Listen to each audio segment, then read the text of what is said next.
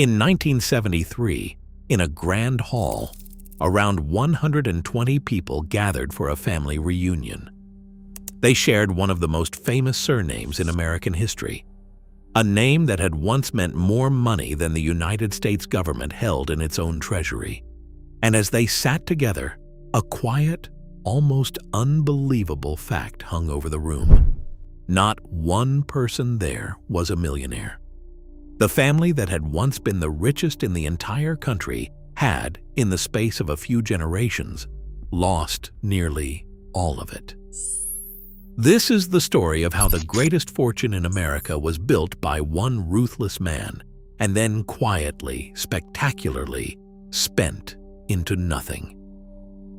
Because power and money are never far apart. The name was Vanderbilt, and the man who started it all would have been horrified by that silent room.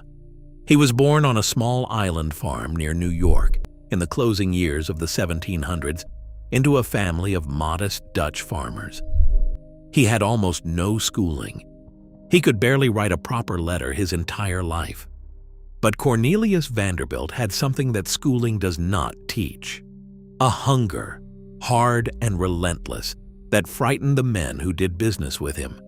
As a teenager, he borrowed a small sum, bought a single boat, and began ferrying passengers across the harbor. He undercut every rival. He worked longer, charged less, and waited for them to break. They called him the Commodore, and the nickname stuck for the rest of his life. From boats he moved to steamships, and from steamships late in life to the thing that would make him a titan: the railroads. In an age when America was stitching itself together with iron track, Vanderbilt bought the lines, merged them, and squeezed them until they ran like a single machine pointed at his own profit. He was not loved. He crushed competitors without apology, and once, in a dispute, reportedly promised to ruin two men not through the courts, but simply by outlasting them. And he did. By the time he died in 1877, he had built something almost beyond comprehension for the era. He left a fortune estimated at around $100 million. To understand that number, forget the figure itself and understand this: it was more money than was held in the United States Treasury at the time. One man who had started with a single ferry boat had personally accumulated more wealth than his entire national government. And almost all of it he handed to a single son. That choice to give nearly everything to one heir was deliberate. The Commodore believed a fortune divided was a fortune destroyed. He wanted the empire kept whole in strong hands. And for one more generation, it worked. His son William took the $100 million and, through the same railroads, very nearly doubled it in just a few years, dying as possibly the richest man in the world. For a brief, shining moment, the Vanderbilts sat at the very top of everything. And then the family did something that fortunes rarely survive. They began to enjoy it. Here is where the story turns, and where the warning inside it begins to glow. Because the third generation, the grandchildren of the Commodore, inherited the money but not the hunger. They had never undercut a rival or waited for a competitor to break. They had only ever known wealth as something that simply existed, like air. And so they did what people do when they mistake a fortune for a fountain. They spent. What followed was one of the most extravagant displays of spending the country had ever seen. The Vanderbilts built palaces. On Fifth Avenue in New York, they raised mansions so vast they swallowed entire city blocks, modeled on the great chateau of Europe. In the seaside town of Newport, they built summer cottages, though calling them cottages is almost a joke, that were truly marble palaces with gilded rooms and ceilings painted like cathedrals. One of them, built for a grandson, remains one of the largest and most opulent houses ever constructed in America. They threw balls that cost fortunes on a single night.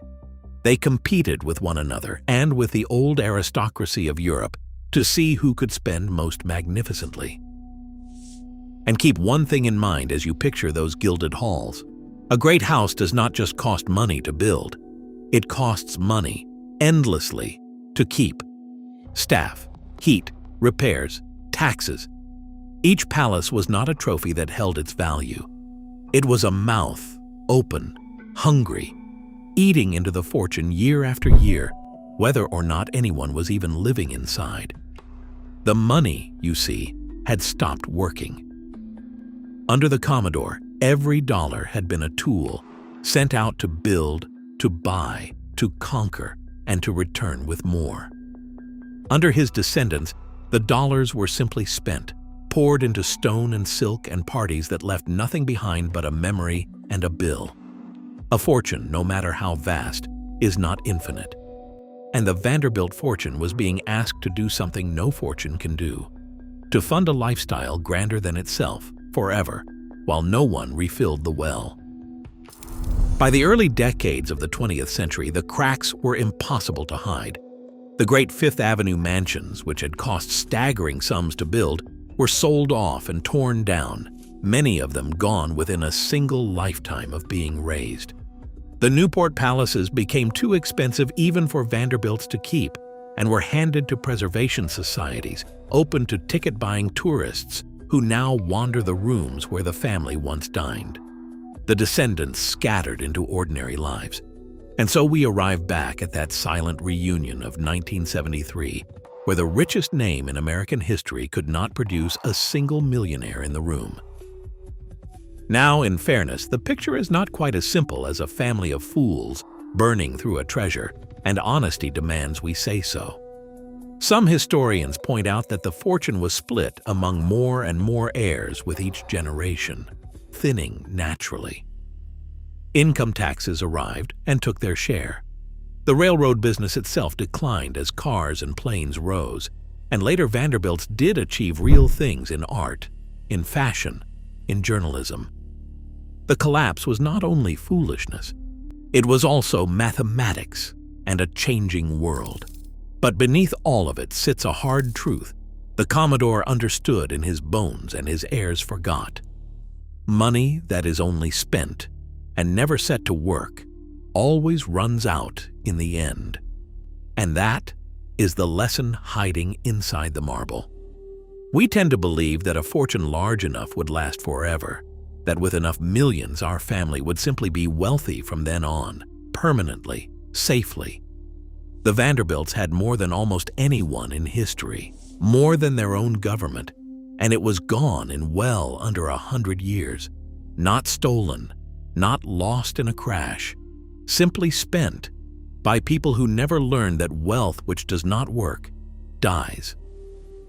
The same quiet pattern empties great fortunes in our own time. The lottery winners, the heirs, the sudden riches that vanish faster than anyone believes possible. So the next time you walk through one of those preserved palaces, past the gold and the painted ceilings, listen for what the rooms are really saying. They are not telling you how rich the Vanderbilts were. They are telling you how a fortune larger than a nation can melt away in a few short generations when the hunger that built it is not passed down with the money. The Commodore knew, his heirs forgot, and the marble remembers, because power and money are never far apart. Discovery continues.